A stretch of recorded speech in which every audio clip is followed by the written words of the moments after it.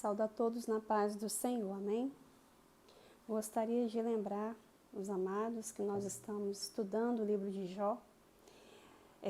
Jó, capítulo 8, o primeiro versículo até o quarto, que vai dizer assim: Então respondeu Bildade, o suíta, e disse: Até quando falarás tais coisas? E as razões da tua boca serão qual vento impetuoso?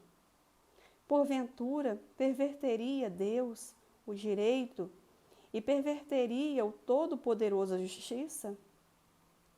Se teus filhos pecaram contra ele, também ele os lançou na mão da sua transgressão. Amados, nós aprendemos, a Bíblia, ela tem deixado acertos e erros como exemplo para que hoje nós não venhamos a cometer os mesmos erros. E quando Jó, ele se depara numa situação tão difícil na sua vida, há ali os três amigos dele, né, Bildade, Zofar, Elifaz, e cada um deles vai, de acordo com a sua própria vida, sobre as suas próprias experiências, vão se basear nisso para poder, de alguma maneira ali, instruir o nosso amado Jó.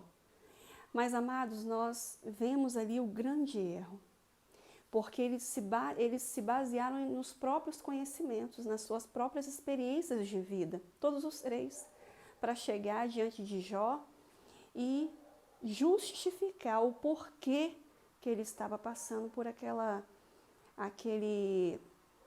diversidades na sua vida. Mas a palavra de Deus, ela vem nos ensinando que nós não viemos cair no erro como Bildade, Zofar e nem Elifaz. Mas a melhor coisa que nós podemos fazer, antes mesmo de abrir a nossa boca, é dobrar os nossos joelhos. Ver que alguém errou e não abrir a boca, né? A Bíblia diz que se você está vendo seu irmão que caiu, ore para que você não venha cair também. Em nenhum momento nós podemos deixar, porque a partir do momento que nós falamos ali, aquela pessoa caiu em pecado, em alguma coisa, nós estamos deixando a soberba entrar no nosso coração, dizendo assim, olha, se ele caiu, eu nunca vou cair. E nós não podemos ser assim. Que nós possamos aprender com a palavra de Deus, os acertos, e com os erros, aprender também com muita sabedoria, como a Bíblia diz. O inteligente, o sábio, ele vê o erro e foge do erro, né? Tendo ali como experiência para não cair. Amém? Eu agradeço a oportunidade em nome de Jesus.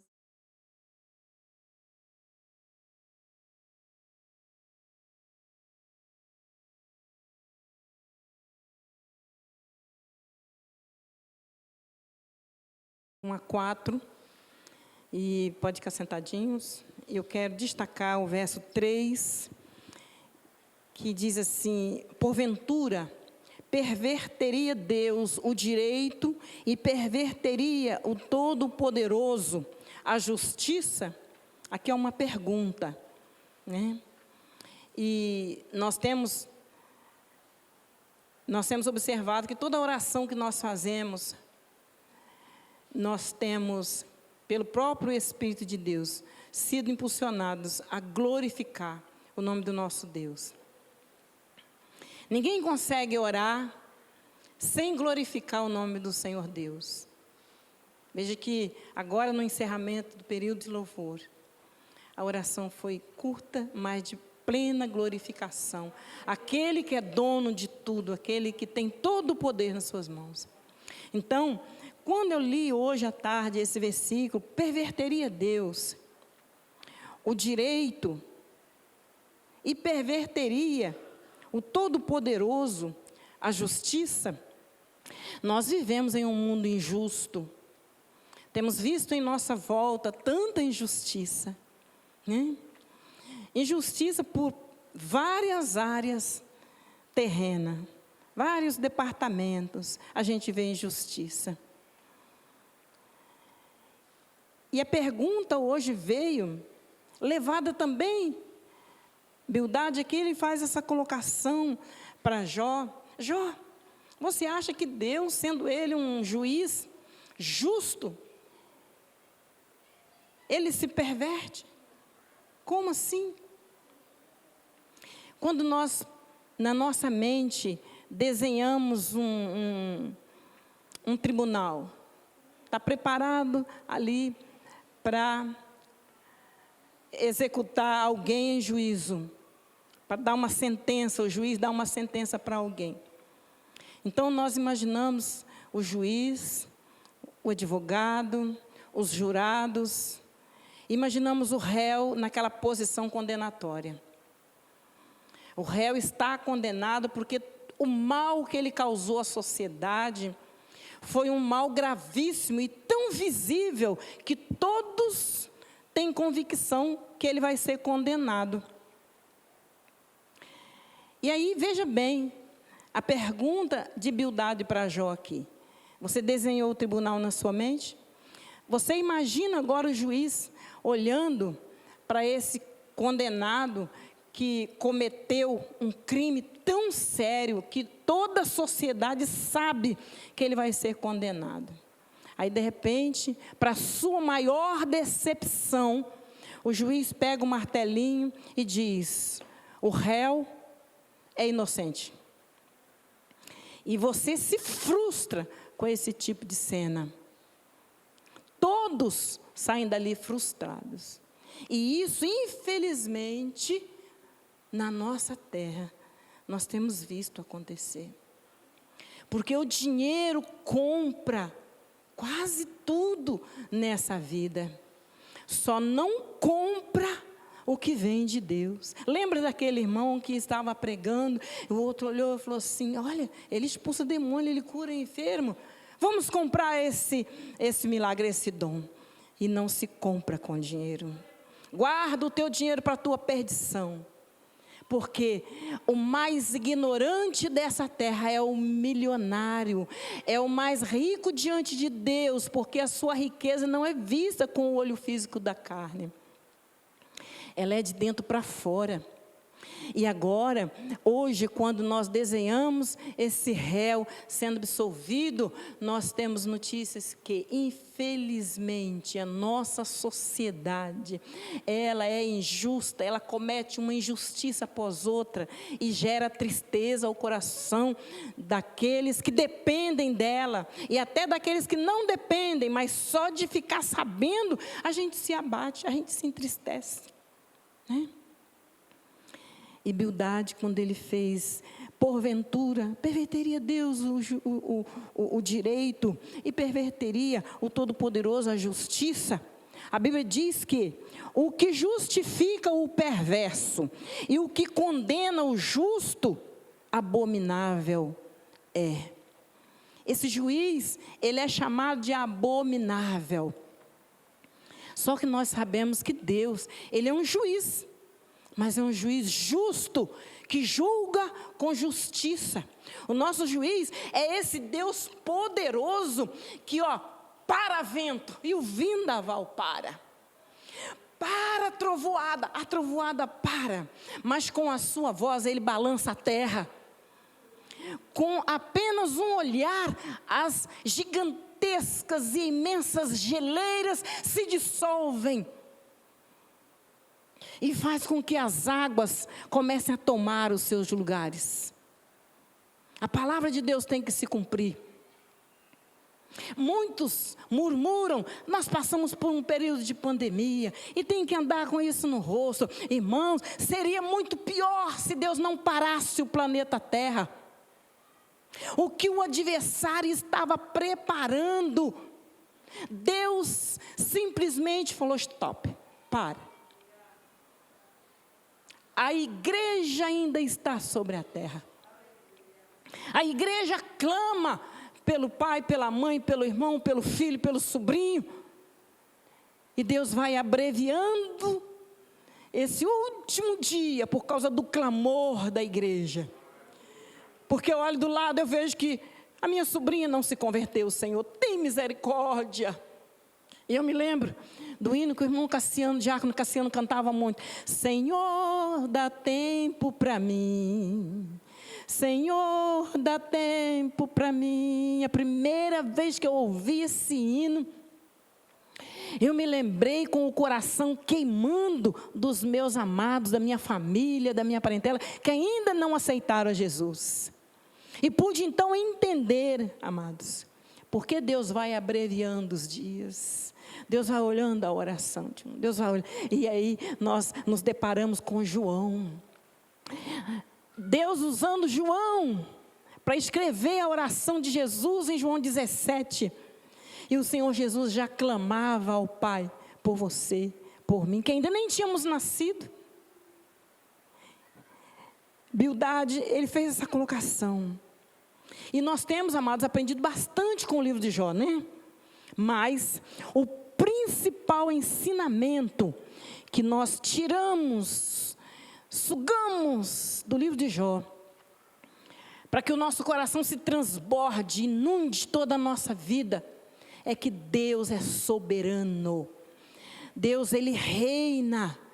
Deus, Ele está acima de tudo e de todos, e a sua soberania não tem limite para nós. Deus é aquele que, quando Ele se manifesta para trazer transformação, nunca para pior, sempre para melhor. Deus é aquele que exerce a autoridade suprema, no limite da nossa visão. Deus ali está. Nós não sabemos que limite é esse, mas Deus olha e vê que esse lado nosso humano, às vezes coloca limite, e Deus olha para nós com piedade e misericórdia, em saber que nós temos um raciocínio tão curto e limitado. E por mais que você possa querer imaginar o poder de Deus, Ele vai muito além disso. Deus, Ele ama, a palavra de Deus diz que Ele ama o pecador, mas Ele odeia o pecado. E por maior que seja o amor de Deus, nós nunca vamos conseguir entender que amor tremendo, que amor infinito é esse, que pega uma pessoa que passou uma vida errando e nos seus últimos instantes de vida, ele se rende e Deus recebe.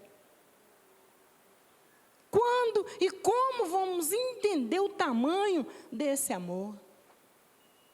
Isaías capítulo 40 diz que aqueles que esperam no Senhor terão a sua força renovada.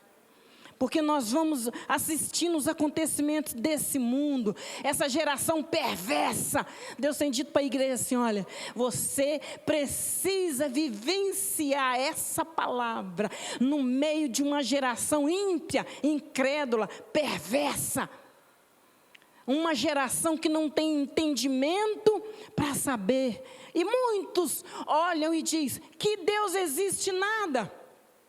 Onde está Deus quando na guerra mataram tantos?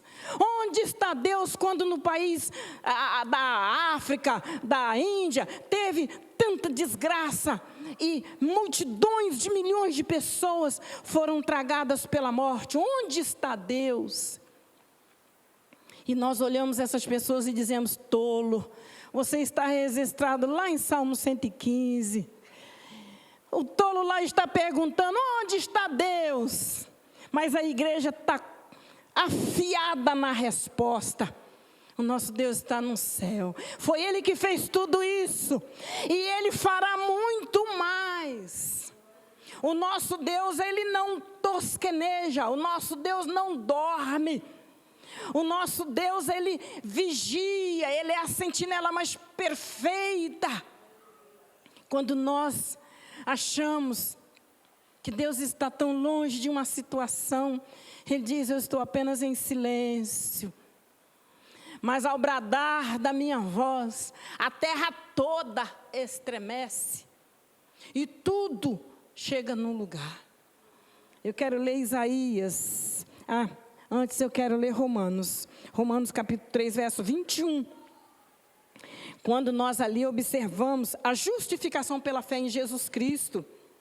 Mas agora se manifestou sem a lei a justiça de Deus, tendo o testemunho da lei e dos profetas. Presta atenção. Isto é, a justiça de Deus pela fé em Jesus Cristo para todos aqueles que creem. Aí não há diferença.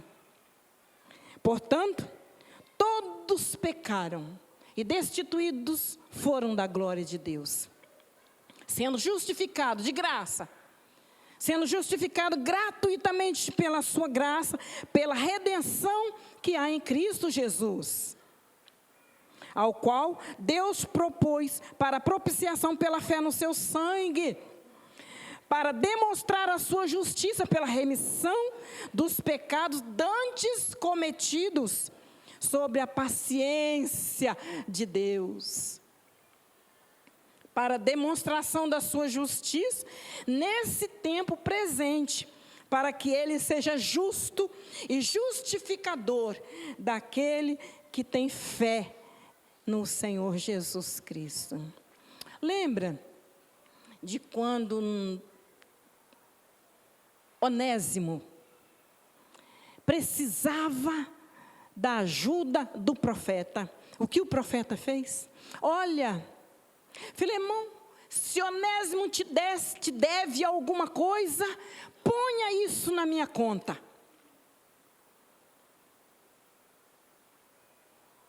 E Jesus não fez diferente, amados. Jesus pagou uma conta tão impossível para eu e você pagar.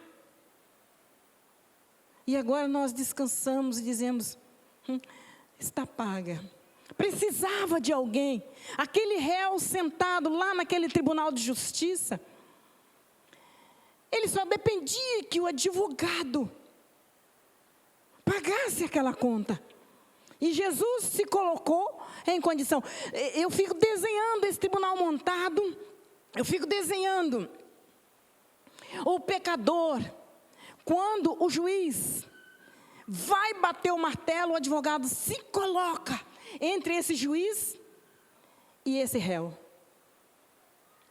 Foi exatamente o que Jesus fez. E foi exatamente o que Deus colocou lá no céu. Deus colocou, nós precisamos de que alguém pague com a vida.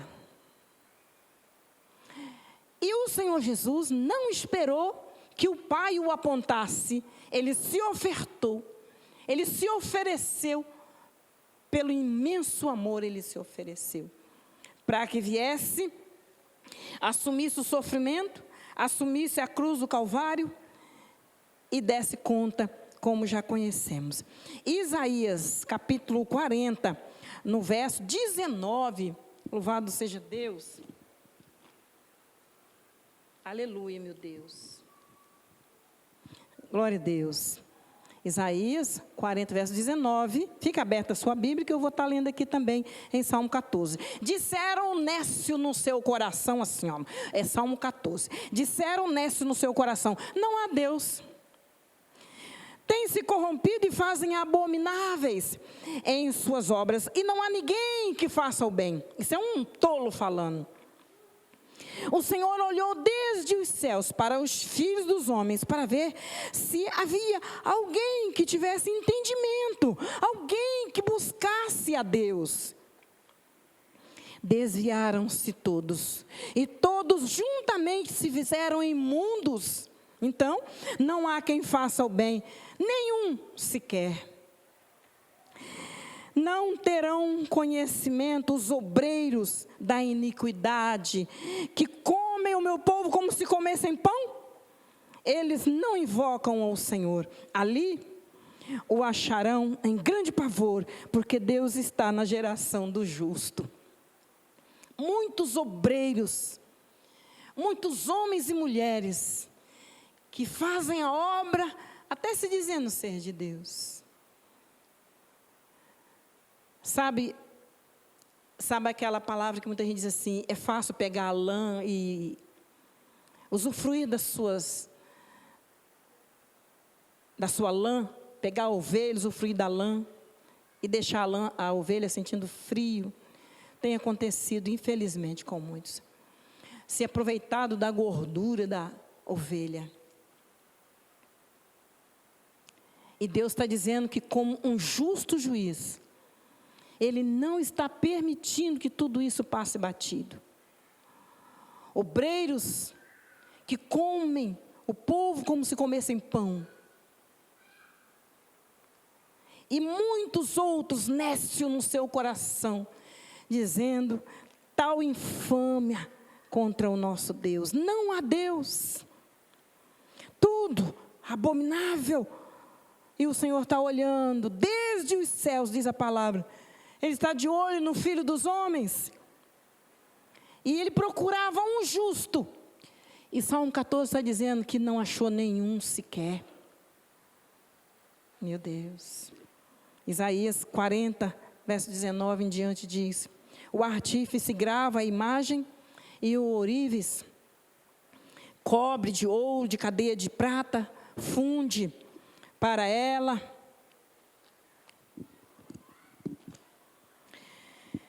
E o empobrecido, que não pode oferecer tanto, escolhe madeira que não se corrompe. Artífice sábio busca para gravar uma imagem que não se pode mover. A idolatria no qual o nosso mundo mergulhou. Porventura não sabeis? Porventura não ouvis? Ou desde o princípio se vos não notificou isso mesmo? Ou não atentaste para os fundamentos da terra? Perguntas uma após outra. Mas Deus é aquele que está assentado no globo da terra, cujos moradores são para eles como gafanhotos. Olha que Deus tremendo é esse. Deus pode olhar para o planeta Terra e ver cada um como se fosse menos que um grão de poeira, ou como um gafanhoto. E mesmo assim Ele tem dito para a igreja: tu é um gigante porque eu estou dentro de você. Eu não te olho somente de distante para ver em você apenas um gafanhoto. Não, eu estou dentro, eu estou em você. Nós temos passagens bíblicas que Deus permitiu estar escrito dizendo: vós sois deuses. Por exemplo, Moisés. Moisés, eu te coloco como um Deus diante de Faraó. Porque se Deus está aqui dentro, Ele está vivendo por mim e por você. Então, a obra feita por mão de homens, e os homens se dobrando e idolatrando, Deus está dizendo: ó, tudo isso aí vai passar, tudo isso vai perecer, tudo isso vai acabar, mas aquele que fez os céus e a terra permanecerá para sempre, e de geração em geração Ele é Deus, que está no comando de todas as coisas. Levantai os vossos olhos e vede quem foi que criou todas essas coisas, quem produz por conta o seu exército. Nós não podemos, nossa mente, coitadinha da nossa cabeça, da nossa mente. Como nós vamos imaginar como é um exército de Deus? Tem como? Não tem. Pedimos a Deus que dê asas à nossa imaginação, para que a fé nos faça permanecer de pé, para ver o exército do Senhor. E quando nós falamos isso, o Senhor fala: meu exército é tu. Isso faz parte dele, porque o exército do Senhor é a igreja. A igreja é o exército santo, no qual Deus tem se utilizado para fazer se cumprir a palavra da grande vitória conquistada no Calvário. E diz agora de maneira individual: cada um de vocês vão estar batalhando pela sua vitória. E unidos farão uma grande massa, onde Ele tem chamado de exército. Quem a todos chama pelo seu nome. Ok, levantai os vossos olhos e vede quem criou essas coisas. Que coisa? Quando nós subimos um pouco mais, nós vemos o globo da terra, os seus moradores, a voz de Deus, Deus falando como um príncipe. No verso 23, o que faz voltar ao nada os príncipes e toma coisas vãs, os juízes da terra. O Senhor tem dito também na palavra que na terra tem deuses. Tem. Deus, quando ele se refere, o salmista, quando fala assim, ele se refere aos governantes, deuses injustos, corruptos, aos governantes que não agem com justiça. O Senhor está de olho para, no grande dia, prestar conta de tudo que foi feito pelo seu nome. Por causa da grandeza da sua força e pela fortaleza do seu poder, nenhuma estrela há de faltar, porque o Senhor Deus chama cada uma pelo seu nome. Nós também não podemos deixar nossa mente ir até lá, porque, pois, dizes, ó Jacó, e tu falas, ó Israel, o meu caminho está encoberto ao Senhor, e o meu juízo passa de largo pelo meu Deus. Não sabes, não ouviste que o eterno Deus, o Senhor, o Criador dos confins da terra, não se cansa, não se fadiga, não há esquadrinhação do seu entendimento, dá vigor ao cansado e multiplica as forças daquele que não tem nenhum vigor. Os jovens, eles se cansarão e se fadigarão. E alguns jovens certamente cairão. Mas vem uma palavra para a igreja que está de pé. Mas o que esperam no Senhor renovarão as suas forças e subirão com asas. Como águias, correrão e não se cansarão. Caminharão e não se fadigarão. Esse é aquele que está sendo para mim e para você onipresente, onipotente e onisciente. Ele sabe tudo, ele está em todo lugar, ele tem todo o poder. E quando nós falamos todo o poder, também não podemos imaginar, não podemos. Vamos ser tirados da terra e não vamos ter o entendimento, porque a cabeça humana, como dizia o nosso irmão Ângelo, a cabeça humana não cabe Deus. A cabeça humana não cabe Deus. Aleluia, meu Deus. Deus tem uma realeza absoluta. Daniel, capítulo 4, verso 17, é uma palavra que eu separei para aqueles que são chamados de nécio, lá no comecinho da nossa leitura, nécio, tolo, sabe? Daniel, ele teve uma experiência amarga com um nécio, um tolo. Daniel, capítulo 2, no verso 34, verso 34. Ai, que bom se pudéssemos ler tudo, né?